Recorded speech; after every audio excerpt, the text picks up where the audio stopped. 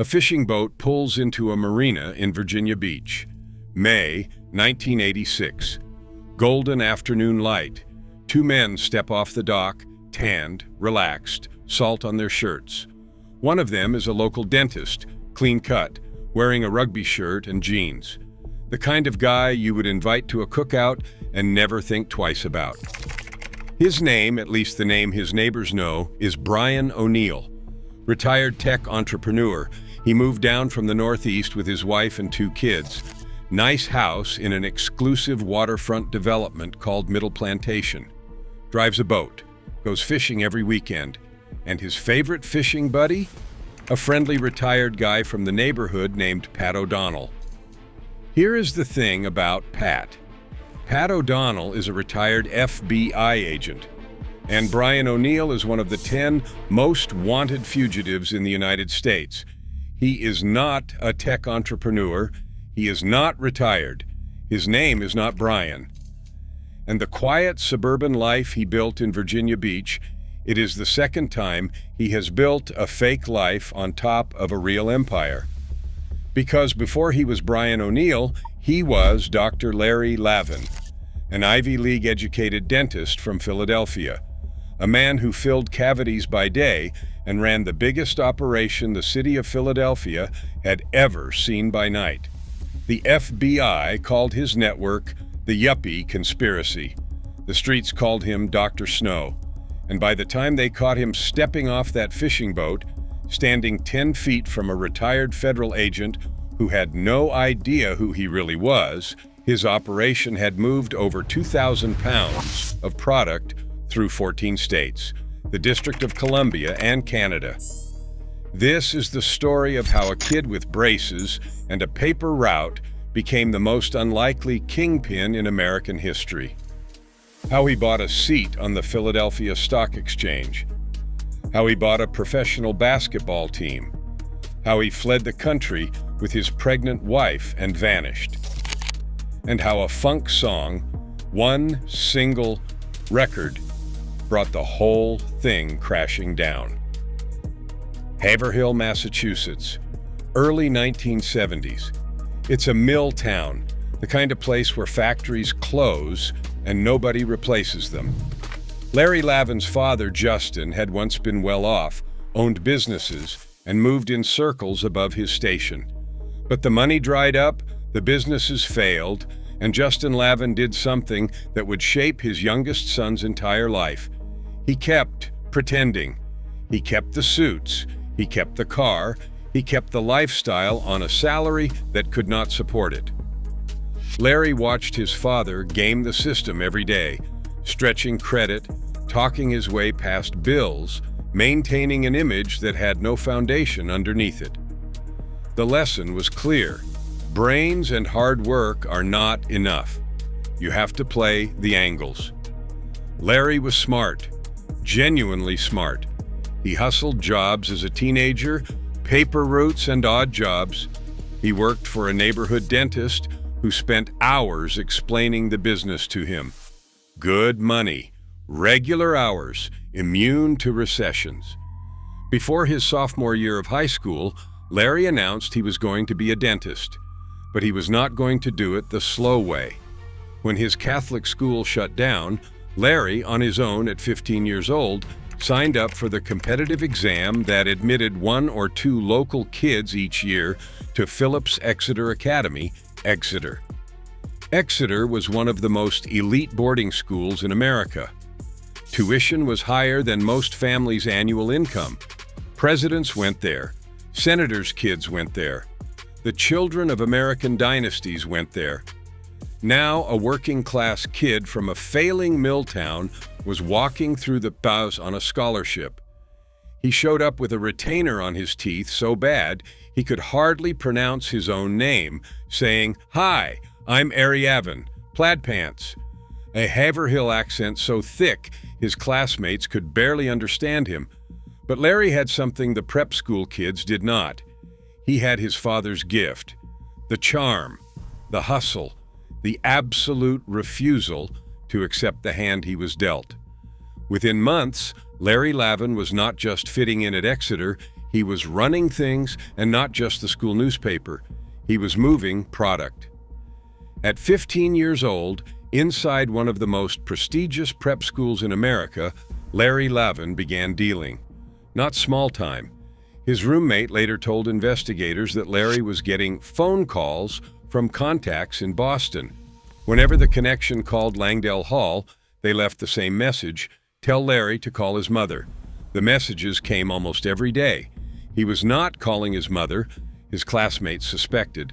One of them, a kid named Jeff Giancola, got pulled into a deal and ended up running through the quad with a bag of powder, terrified, while Larry stood in the shadows laughing. It was all a game to him. One of his friends described it years later. Larry would take risks that made everyone around him nauseous, then laugh like it was a practical joke when it worked out. But it didn't always work out. Exeter caught him. Not for dealing, for using. He was expelled, kicked out of one of the best schools in the country before he could graduate. For most kids, that's the end of the story. Expelled from prep school, no degree, back to the mill town. But Larry Lavin had his father's gift. He talked his way into the University of Pennsylvania, UPenn, Ivy League, Philadelphia, dental school. The whole thing his neighborhood dentist had promised him. The money, the respectability, the life his father had pretended to live was right there. And so was something else. It was the mid-1970s. At UPenn, more than half the student body was using. The demand was enormous. The supply chains were unreliable. And Larry Lavin, a kid who had been running product at 15, looked at the campus and saw something nobody else did. A business opportunity. Larry joined Phi Delta Theta fraternity. Within a semester, he was the biggest dealer on campus. Weed, Quaaludes, whatever moved. But weed had a problem. It was bulky, it smelled. You needed a van to move enough to make real money. The crackdowns were getting worse. The risk-to-reward ratio was upside down. Then somebody offered him a different product. Larry said it himself years later. Why carry an elephant on your back when you can carry an elephant in your pocket? He made the switch, and everything changed. The product was lighter, easier to hide.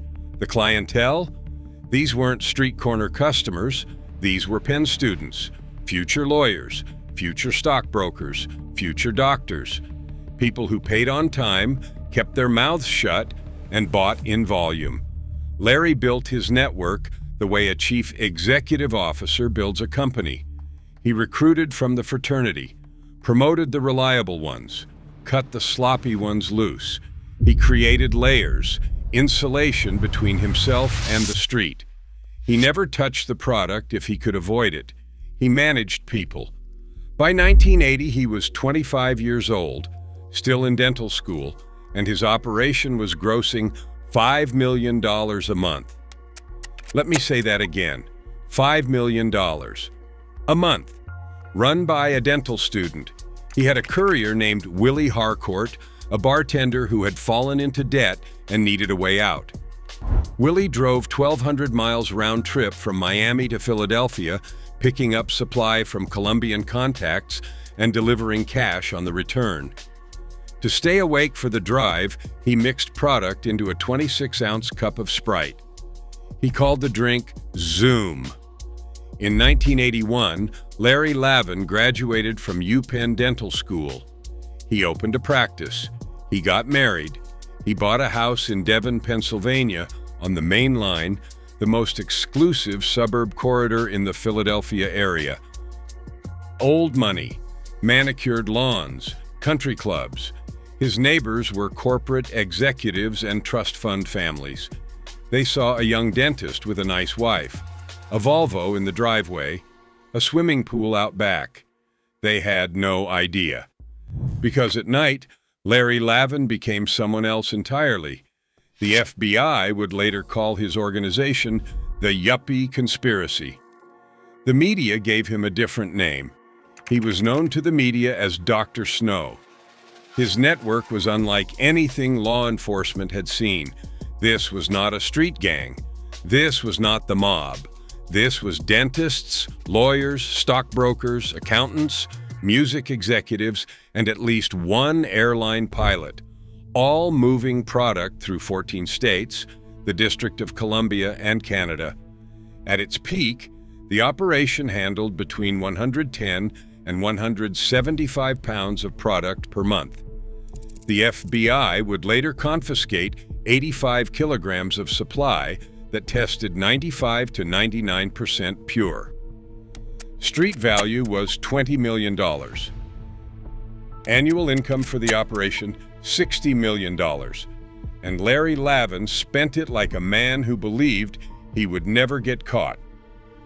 According to his 1986 plea agreement, between 1979 and 1982 alone, he paid cash for $224,000 in gold and silver bars, $150,000 for a Center City condominium, $132,000 for the Devon House, $38,000 for a BMW, $100,000 for 3 condos in New Jersey, and then, the one that still doesn't seem real, $65,000 for a seat on the Philadelphia Stock Exchange. A dentist with a seat on the stock exchange purchased with cash from the biggest operation in Philadelphia history. In 1980, Larry Lavin came back from his honeymoon in Hawaii and discovered he owned a building. His money manager, a financial schemer named Mark Stewart, had used Larry's cash to buy the Philadelphia Arena, a 60-year-old 6,000-seat venue at 46th and Market in West Philadelphia. Cost $100,000. Stewart had dreams. He'd been the agent for the Flyers coach. He admired Eagles owner Leonard Toews. He wanted to be a big shot in Philadelphia sports. And now he had access to an unlimited supply of untraceable cash. Larry bought a professional basketball team, the Continental Basketball Association's Lancaster Red Roses. He moved them to Philadelphia and renamed them the Philadelphia Kings. He hired former 76ers star Hal Greer as coach and general manager. He signed Cazzie Russell, the Michigan All-American who had been retired from the NBA for 2 years, to anchor the roster. A cocaine kingpin owning a basketball team in the same city where his dental practice served patients who had no idea their dentist was moving more product than some small countries consume. The team was terrible, the crowds were thin, and the arena was falling apart. So Mark Stewart did what Mark Stewart does. He hired someone to torch it for insurance money. The first attempt only burned the roof. The second attempt succeeded, but the insurance company never paid. And the fire brought heat, not the kind Stewart intended, because it brought the FBI's attention to Mark Stewart's finances. And Mark Stewart's finances led directly to Larry Lavin. Here the story takes a turn that nobody could have predicted. Mark Stewart wasn't just laundering money through real estate and basketball teams. He was also handling finances for a small Philadelphia record label called WMOT Records. WMOT had one hit, a massive hit, a funk song called Double Dutch Bus by Frankie Smith. Released in 1981, it went gold and climbed the Billboard charts. Stewart was supposed to manage the money. Instead, he diverted $1,440,000 of WMOT's funds into his money laundering operation, the same operation that cleaned Larry Lavin's cash. Frankie Smith never got paid. The label was forced into bankruptcy, and the financial trail, the missing $1,440,000 from a hit record, that's what investigators followed. That thread pulled the whole operation apart. A funk song, one single joyful, impossibly catchy funk song about jumping rope, is what exposed the biggest operation in Philadelphia history. Years later, Larry Lavin himself would say, "Who would have thought that a multi-million-dollar business would fold because of a song called Double Dutch Bus. FBI Special Agent Chuck Reed first encountered Larry Lavin through the Stewart investigation. When Reed walked into Lavine's dental office to serve tax-related paperwork, he expected to rattle a suburban dentist. Instead, he found a 20-something professional who was unnervingly calm. Lavin answered every question without flinching. He had explanations ready, alibis prepared. The man was filling cavities 1 minute and deflecting a federal investigation the next. But the evidence was piling up. The cash purchases, the real estate, the gold bars, the stock exchange seat, Stewart's laundering operation, and now cooperating witnesses from inside the network. In 1984, the indictment came down. 83 CO conspirators, 40 counts against Levine personally, including distribution, conspiracy, and tax evasion. The Yuppie conspiracy was on the front page of every newspaper in Philadelphia. 3 graduates of the University of Pennsylvania Dental School, 2 lawyers, 2 stockbrokers, dozens of professionals, all connected to one man. Larry Lavin was free on $150,000 bail. He had a pregnant wife, a toddler, and a dental practice full of patients who still did not know. He had 2 choices: face a federal courtroom and a potential life sentence, or run. Larry made the choice his father had taught him to make. He disappeared. Larry and Marcia Lavin loaded their son into the car and drove south. She was pregnant with their second child. They left behind the Devon house, the dental practice, the BMW, the stock exchange seat, the condos, the gold bars, everything. They landed in Virginia Beach. Larry became Brian O'Neill. He told neighbors he was a retired computer entrepreneur who had sold his company and was living off investments. Marcia became his quiet, supportive wife.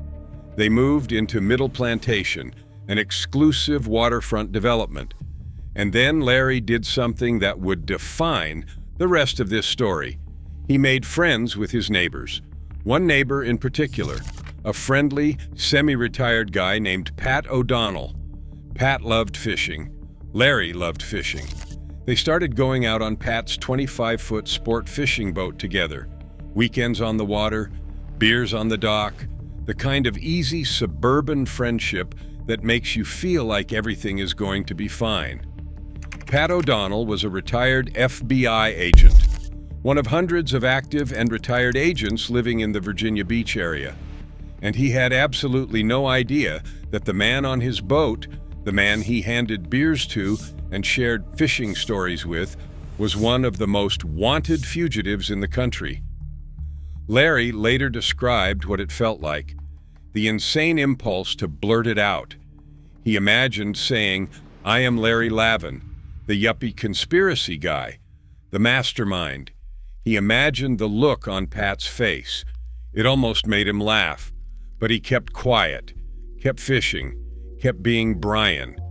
For 18 months it worked. The FBI never stopped looking. They tapped the phones of everyone in Larry's old life, his associates, his lawyers, Marcia's family. They waited, and in 1986 they got what they needed. Marcia Lavin missed her mother. Living under a fake name in a city where nobody knew her real identity, it wore on her. So she did something Larry had specifically told her never to do. She sent a letter, not to their old address, not through any traceable channel. She sent it carefully through intermediaries. In the letter, she mentioned a detail, a birthday party venue where they had celebrated one of the kids' birthdays. FBI analysts took that detail and worked it. If the party had been at that venue, the family likely lived within a certain radius. They cross-referenced, and they narrowed the geography. They got a general area, Virginia Beach. Then they sent Larry Lavin's photograph to every active and retired FBI agent in the Virginia Beach region.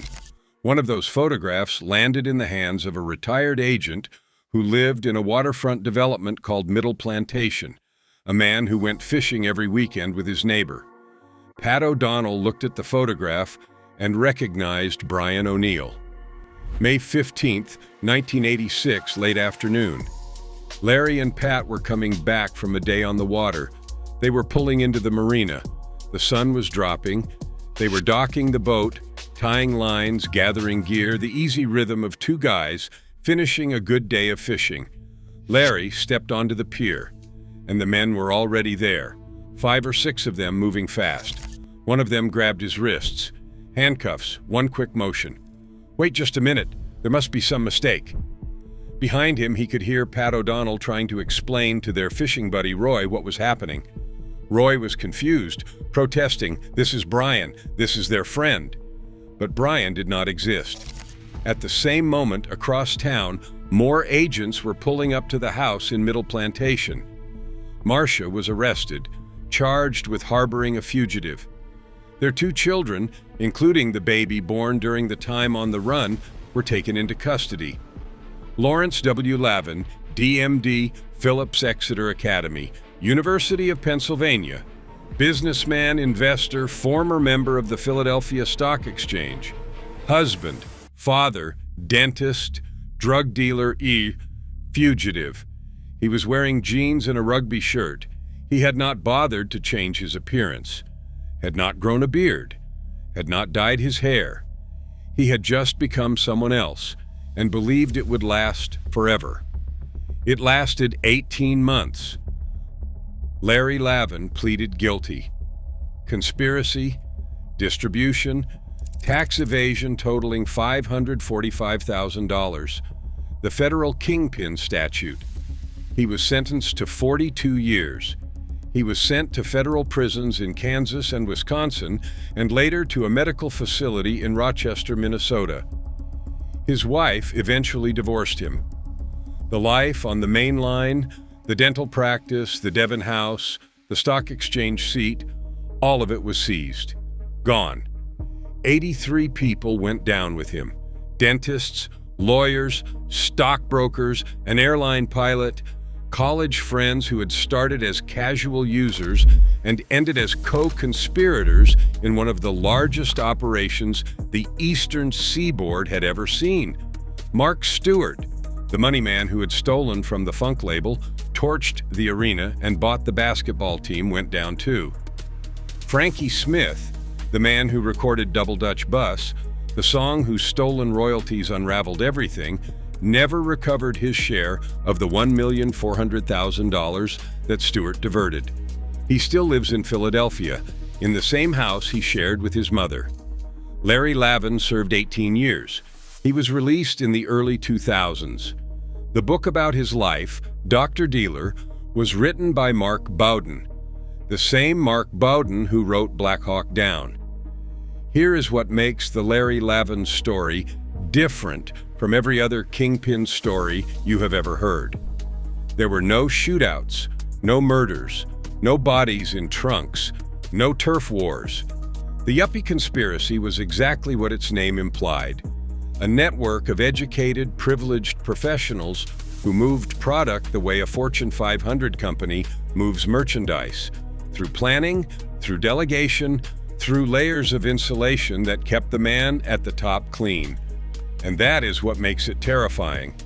Because Larry Lavin did not look like a kingpin. He looked like your dentist.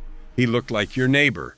He was the guy on the fishing boat, the guy at the cookout, the guy whose kids played with your kids. He operated for 6 years, from 1978 to 1984, moving over 2,000 pounds of product through 14 states, $60 million a year. And nobody in his suburban neighborhood, nobody at his dental practice, nobody on his fishing trips ever suspected a thing. Not even the FBI agent who handed him a beer every Saturday morning. Philadelphia remembers Larry Lavin. The main line remembers. If you drive past 46th and Market today, where the Philadelphia Arena once stood, before Mark Stewart had it burned to the ground, you will find nothing, just an empty lot. The basketball team is gone. The arena is gone. The empire is gone. But the story of how a kid with braces from a mill town talked his way into the Ivy League, built a $60 million empire, bought a basketball team, sat on the stock exchange, fled the country, went fishing with an FBI agent, and was brought down by a funk song called Double Dutch Bus is still here.